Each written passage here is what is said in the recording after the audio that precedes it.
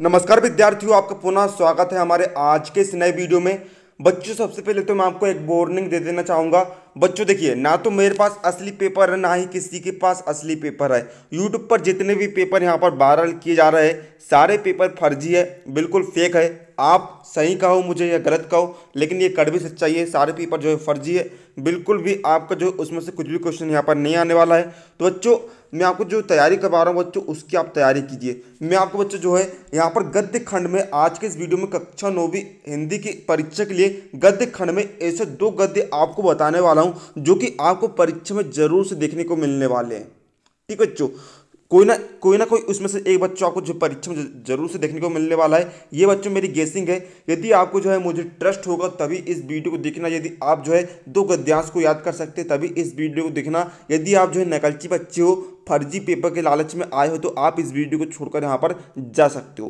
तो बच्चों देखिए, चलिए हम वीडियो को बिना किसी देरी के आप शुरू करते हैं। आप वीडियो को लाइक जरूर कर देना, साथ ही चैनल पर नए हो तो चैनल को सब्सक्राइब करके बेल नोटिफिकेशन पर ऑन कर लेना, ताकि हम जैसे ही कोई नई वीडियो अपलोड करें आपको उसकी तुरंत नोटिफिकेशन यहाँ पर मिल जाए। तो बच्चों देखिए, हम देख रहे हैं यहाँ पर 2 वैल्यू की कथा। 2 वैल्यू की कथा में बच्चों जो है कोई एक ना एक गद्यांश आपका आना ही आना है। बच्चों मैंने निष्कर्ष निकाला हूँ, मैंने पुराने पेपर को देखा बच्चों।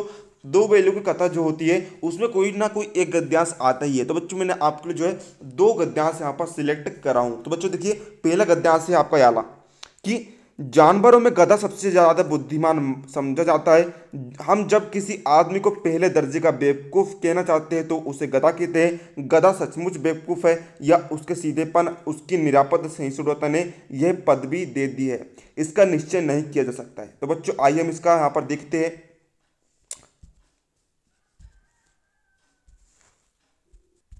8400 400 400, जी हाँ, याद कर लीजिए व्हाट्सअप नंबर, क्योंकि अब चाहे आपका मैथ्स का सवाल हो या फिजिक्स, केमिस्ट्री, बायोलॉजी का, आपके हर डाउट, हर क्वेश्चन का मिलेगा तुरंत वीडियो सोल्यूशन, वो भी सीधा आपके व्हाट्सएप पर।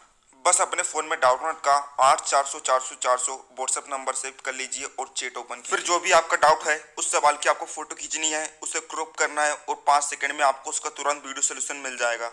क्लास 6 से 12 IIT JEE NEET CBSE board और सभी स्टेट बोर्ड के बच्चों के लिए। तो देर किस बात की, अभी जाइए 8400 400 400 पर अपना सवाल व्हाट्सएप कीजिए और अपने सारे डाउट क्लियर कीजिए, लिंक डिस्क्रिप्शन में है।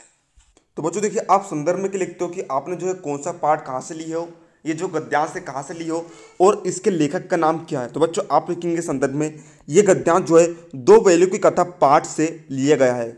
इसके लेखक का नाम क्या बच्चों, प्रेमचंद जी है। अब हम यहाँ पर देखते हैं प्रसंग। देखिए बच्चों, यहाँ पर गद्यांश में क्या कह रहा है बच्चों, गधे की बात यहाँ पर हो रही है कि गधा जो है सबसे बुद्धिहीन समझा जाता है ना, उसके अंदर दिमाग नहीं होता है। तो देखिए बच्चों, लेखक गधे को बेवकूफ़ कहने पर प्रश्न करते हैं कि क्या गधे में अक्ल नहीं होती है या उसके सीधेपन ने उसे यह उपाधि दिलवा दी है ना। तो आइए बच्चों हम समझते हैं यहाँ पर व्याख्या। देखिए बच्चों, देखिए गद्यांश जो आप लिखते हो उसको देखिए, जो गद्यांश लिखा है उसी को आप जो है दूसरे शब्द में आप व्याख्या में लिख देते हो, थोड़ा बड़ा चढ़ाकर आप लिख देते हो, है ना। ज़्यादा कठिन काम नहीं यहाँ पर नहीं है। देखिए, जो आपने लाइन लिख ऊपर दी गई है उसी को आप जो यहाँ पर थोड़ा अलग ढंग से आप लिखोगे। संसार के सभी जानवरों में गधे को बुद्धिहीन समझा जाता है ना। बहुत ही ज़्यादा उसके अंदर दिमाग नहीं होता है, इसलिए यदि किसी आदमी को मूर्ख या अज्ञान समझती है तो उसे गधा कह दिया जाता है ना। देखिए, जब भी हम, आपने भी देखा होगा, जब भी कोई व्यक्ति जो है मूर्ख होता है ना, मतलब कि मूर्ख बनने का नाटक करता है, उसको जो है प्रश्न का उत्तर नहीं मिलता है और वह थोड़ा अज्ञानी होता है, तो बच्चों हम उसे क्या कहते हैं, एक गधे, चुप रहे गधे। आपके टीचर ने भी ऐसे ही बोला होगा आपको, जो आपसे कोई प्रश्न नहीं बनता होगा, मजाक कर रहा हूँ, है ना। तो देखिए, प्रश्न यह उठता है यहाँ पर, प्रश्न यह उठता है कि गधे में वास्तव में अक्ल नहीं होती है अथवा या फिर उसके सीधे साधे एवं सब कुछ सहन करने वाला होने के कारण उसको यह उपाधि प्रदान कर दी गई है। ठीक है बच्चों, यहाँ पर ये कह रहा है कि देखिए, इस मतलब वो ये कह रहा है कि इसका मतलब यह है कि गधे में या तो अक्ल नहीं होती है या फिर गधा इतना सीधा साधा होता है, इतना भोला भाला होता है कि वह सब कुछ सहन कर लेता है और इस कारण जो है उसे यह उपाधि दे दी गई है। लगता यह है कि वह बुद्धिमान नहीं है, अपितु उसके पूरी तरह सहज सरल सब कुछ झेलने वाला होने के कारण, है ना, वह जो सीधा सरल होता है, सब कुछ सहन कर लेता है, इस कारण ही उसे पूर्णतः मूर्ख मान लिया जाता है। तो बच्चों देखिए इसका विशेष में आप लिखेंगे पहला पॉइंट, यहाँ पर गधे के बुद्धिहीन होने पर प्रश्न उठाया गया है, जैसे कि आप देख सकते हैं। दूसरा, सरल सुबोध भाषा तथा विचारात्मक शैली को अपनाया गया है। तो बच्चों ये थे आपका ना। अब बच्चों यहाँ पर देखिए ये था आपका पहला वेरी मोस्ट आइम्पिक गद्यांश। अब देखते बच्चों हम आपका दूसरा वेरी मोस्ट आइम्पिक गद्यांश। इसे तो बच्चों आप जो बिल्कुल भी मत छोड़ना, बिल्कुल जो आपको परीक्षा में देखने को यहाँ पर मिलने वाला है शायद।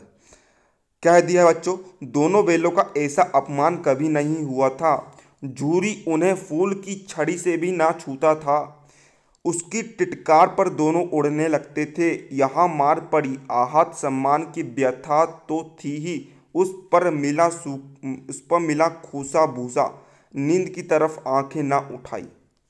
ठीक है बच्चों, तो यहाँ पर भी देखिए बच्चों आप जो है संदर्भ में जो आपने पहले लिखा हो वही लिख देंगे कि प्रस्तुत गद्यांश जो है हमारी पाठ्य पुस्तक के क्या दो बैलों की कथा पाठ से लिया गया है। इसके लेखक कौन बच्चों, प्रेमचंद जी है।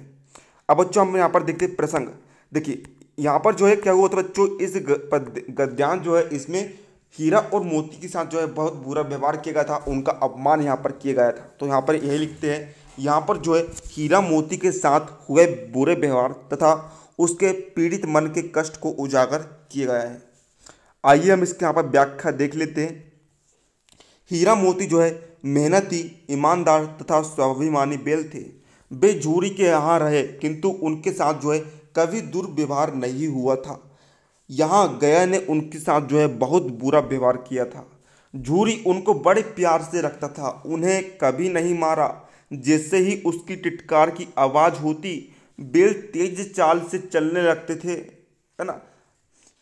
मतलब कि जैसे जो झूरी है वे चिल्लाता था, कुछ आवाज़ देता था तो बैल जो है समझ जाते थे। मारने पीटने का तो प्रश्न ही नहीं था, वे बिल्कुल भी मारता नहीं था। यहाँ पर उन पर बहुत ज़्यादा मार पड़ी, लपक के मारे।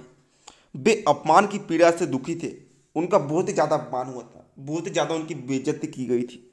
उनका स्वाभिमान और सम्मान का भाव उमड़ पड़ा। इतने बुरे व्यवहार के बाद खाने के लिए सूखा भूसा दिया गया। अपमानित दोनों बैलों ने भूसे की ओर आंख उठाकर भी नहीं देखा। देखिए बच्चों कितने स्वाभिमानी बैल थे, उनका अपमान हो गया फिर भी उसने जो है ऐसा भूसा नहीं खाया। कितने बड़ी बात वाले बैल हैं, ऐसा व्यवहार तो इंसान भी नहीं कर सकता है। अब बच्चों देखिए हम इसका विशेष यहाँ पर देख लेते हैं। पहला, बैलों की आहत सम्मान स्थिति का स्वाभाविक अंकन किया गया है ना। मतलब कि उनको जो आहत पर चोट लगी थी, अपमान हुआ था, उनके दिल पे घात लगी थी, उसका यहाँ पर जो है स्वाभाविक अंकन किया गया है। दूसरा, सरल सुस्पष्ट भाषा तथा मार्मिक शैली का यहाँ पर प्रयोग हुआ है। तो बच्चों ये दो है आप जरूर रट लेना, परीक्षा से पहले बिल्कुल आप जो है पढ़ के चले जाइए। फाड़ के ना आप पेपर में तो मेरा नाम बदल देना, मेरा नाम अनुज साहू है, फाड़ के ना तो बदल देना। मिलते हैं अगले वीडियो में, तब तक के लिए जय हिंद जय भारत।